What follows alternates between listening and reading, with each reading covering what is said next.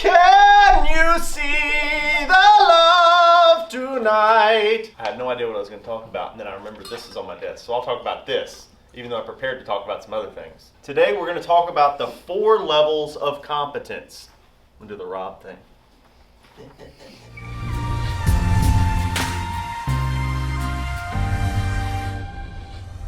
4 levels of competence. Stage 1 is called unconscious incompetence. Drew, conscious incompetence. How many times he spells conscious? I spelled it. Oh my God. It's a rough word, guys. It is rough. It's a rough word. What's the third stage then, Stephen? Conscious competence. I'm already confused. And the last one is unconscious Means you don't have to think about it. I know. competence. I'm trying to think the ways that I can. Okay? The first thing that came to mind when I was reading these was when you're learning to drive. Unconscious incompetence. When you first start to drive, you can't drive worth a shit, but you don't even realize it. You're like, I'm bad out of hell on the road, baby. I got this. But you don't even realize how not well versed in reactions to other people's driving you are. Especially if you grew up out in the country and you're driving around. Then I remember when you first start going into Tupelo when you were a kid, you're like, oh my God, I'm in the big city. I don't know how to navigate all this. Anyways, unconscious incompetence is that first stage of driving.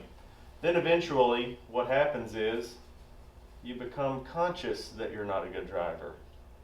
So you start to become more aware because you start encountering situations like going into the bigger city and there's more traffic and you're like, okay, this isn't the same as driving 100 in the 20-mile bottom.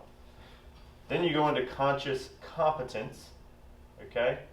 This is where you begin to become a good driver, but you start to think that you're a good driver, or you know that you're a good driver. And then the last one is unconscious competence. This is normally when people have been driving 10 plus years, and all of a sudden they don't even remember how they got somewhere because they're doing it on autopilot, right?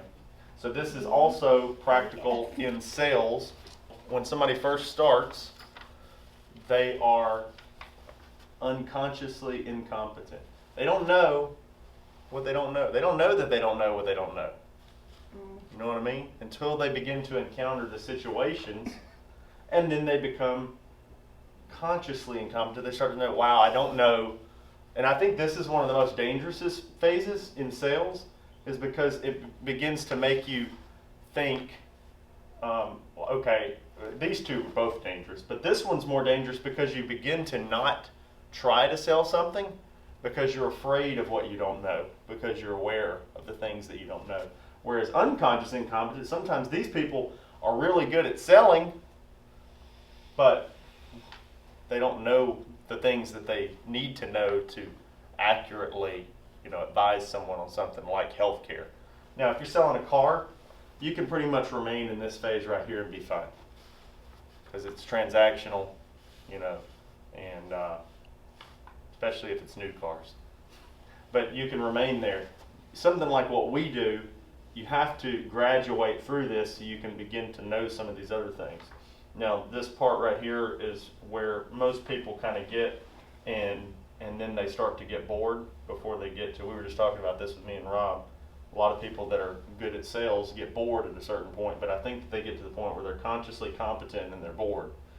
And then maybe even get to the point where they're advising, like crazy. But let's see how this graph that I have, charts and graphs, very important. Nolan taught me that. Stage 1, unconscious, the way they describe it, at stage 1, the sales rep is unaware of his or her incompetence. In a particular skill area, this can often be referred to as a blind spot. We all have blind spots. At this stage, ignorance is bliss. The sales rep is confident in his or her ability to perform a skill because they're not even aware of their incompetence or they don't see a need to change. I think this is more of the sales type person, somebody who has a little bit of that dominance or that DI side on the DISC assessment. They come into it pretty aggressive, like I know how to sell, I can do this. and then they, eventually get hit with some situations that they don't know how to help with, and it starts to get them to stage 2. So stage 2 they describe as, at this stage, the blind spot is removed. The sales rep is now aware of their deficiency and sees the need to improve. During stage two, the sales rep may feel vulnerable and self-conscious, so the way in which you coach is critical. Coaching a sales rep at stage 2, you should select the number 1 behavior that needs to change, self-generate solutions, and develop a clear action plan for developing a new behavior. So one thing we struggle with is I think, for instance, I think that certain types of people get hung up in this phase longer. I know I pick on Nolan a lot, but I think Nolan gets hung up in this phase a lot. He is consciously incompetent, even past the point of really being incompetent. So Nolan wants to know, Nolan's personality type is wanting to know more and more and more and more, when really he already has the knowledge to help people for 99.8% of problems. But he wants that 0.2% to be there, or he feels a little bit conscious about it. So some people do get hung up here longer. Some people stay here longer, where they're the kind of people that even when they hit the problems and they become aware that, oh, I don't know this and I don't know this, but they're still so gung-ho, big capital D over here, that they're just like, screw it, I'm gonna keep on doing it, And so there's people that get hung up in both of these. You have to graduate to this to kind of be, learn a little bit of humiliation so that you can work through it and move on. All right? And some of you are pretty far down in this anyway. Stage 3 is conscious competence. Once the sales rep reaches stage 3, they are able to successfully perform the new behavior, but not without a great deal of focus and concentration. When performing the new behavior, the rep might say that it tends to feel unnatural or mechanical. There's no need for concern, as these feelings are completely normal when adopting a new behavior. As the rep continues to execute the behavior, it will feel more and more natural. So I'm trying to think of it like, if you've ever done any kind of exercise routine that's not normal, that you don't normally do, or like if you did a sport and you're trying to learn a certain move, whether it's like gymnastics, or because you did gymnastics, those, or if you do basketball, when somebody points out this is a deficiency and you should practice this movement, and you start doing it and you're like, why would I? At first it's almost like, I can't do that, it's a weird thing that I can't do. But the more and more and more you do it, and then once you have done it several times, you actually become so competent in that movement that eventually it becomes second nature and you get down here. But at first, like they say here, when performing the behavior, the rep might say that it tends to feel unnatural or mechanical. I know you felt like that in basketball before. I know you felt like that in gymnastics or cheerleading. Those are obvious physical, but that same thing is mental or psychological or emotional.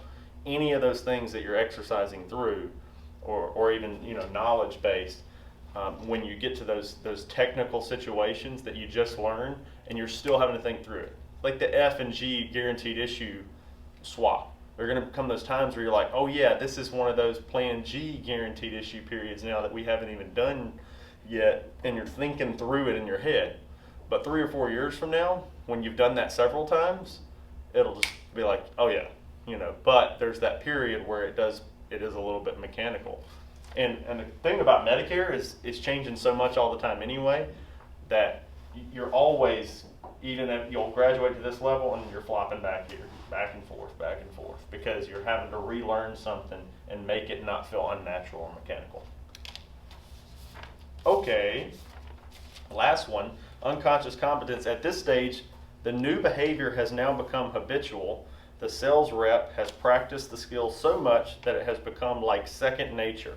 The rep no longer needs to devote much conscious effort to performing the new skill. When you end up performing in the zone, you are most definitely at stage 4 of that skill area. Coaching a sales rep at stage 4. At this stage, your goal is to simply ensure sustainment of the new behavior.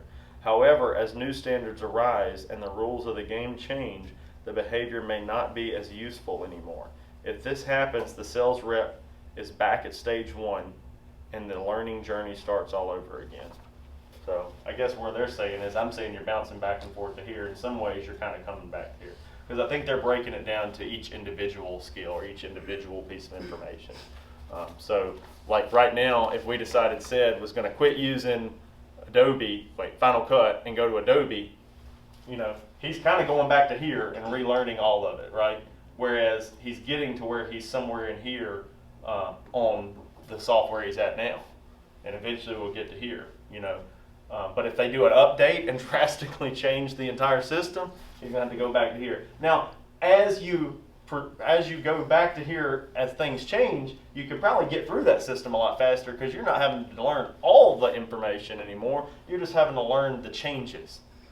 So when Medicare changes, with film editing changes, you know, all kinds of stuff changes. Even in athleticism, you know, it doesn't necessarily change, but once you graduate to a certain level and you learn and you get to a point where they say, well, now you need to learn this movement, all of a sudden you're like, you have to go back to step 1 and kind of work your way through.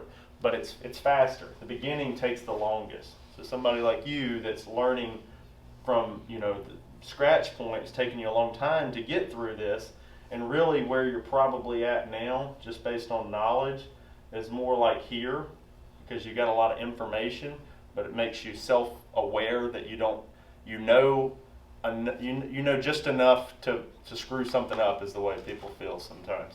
And eventually you get to here, and then it just doesn't take as much to get through this once you're starting to just add small skills. Once you add cross-selling, that's like equating it to athleticism, is like you can get really good at the core part of what we do, Medicare and individual health. But then you add cross-selling, then you add P&C, then you add, you know, whatever, you're adding new skill sets and you're going back to square one and learning it. But eventually, the human mind, I read somewhere that it's 16 terabytes of random access memory in the brain, to where you can total recall things. So the amount of shit you can learn and use daily and recall is much greater than any computer could ever do. So, you know, that's a big skill. So, you know, if you learn something and you practice it and you get good at it, definitely don't rest on your laurels and go back and try to pick up new skills, add new skills. Always be learning and always be closing, right? Mm-hmm. Glenn Gary, Glenn Ross, anybody? Mm-hmm. Losers. Tomorrow's lesson, we're going to watch Glenn Gary, Glenn Ross. So be here at 7 a.m. Just kidding. But I need you to get my movie references, okay? I need that from you guys. I need that. It's very, very disheartening when I look into the crowd and I make a reference and people just look at me like I'm stupid. It's very, very disheartening. It's hard. It's hard to stand up here and have that happen. I can't just make Friends references all the time, Zach. I need you to watch sales movies too. Got it? Yeah. Any questions on the 4?